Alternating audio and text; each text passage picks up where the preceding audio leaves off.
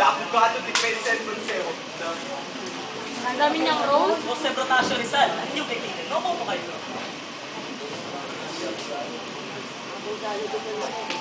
Muchas gracias, senyor. Pero ako'y narito upang maging tikapagtanggol ninyo sa darating na paglilitis. Noon pa man, ay alam ko nang darating sa punto dito ang aking kaso. Sadyang bulag ang justisya. Bueno, liit sa inyong alaman ay kaunti lamang ang aking nalalaman sa batas. Kung kaya't kailangan ninyong paipisa. Huwag kayong mag-alala, Teniente Andrade. Kakaunti na lamang ang natitirang niwala sa batas. Bueno, liit sa inyong alaman ay pinapaupiska ng mga writer ng inyong mga nobela. Ang Noli Me Tangere at El Pulvisterismo. Ipinagbabawal din ang pagbebenta at pag-imprenta ng mga librong ito. Isang kamalan! Ilang beses naman lang sunugin. Ipagbawal! Pagpiskahin yung aking mga naisulat.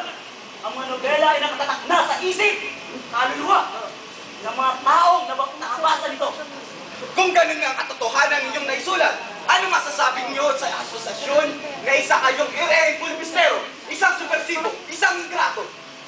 Ilang beses man nilang kutsain, paratangan.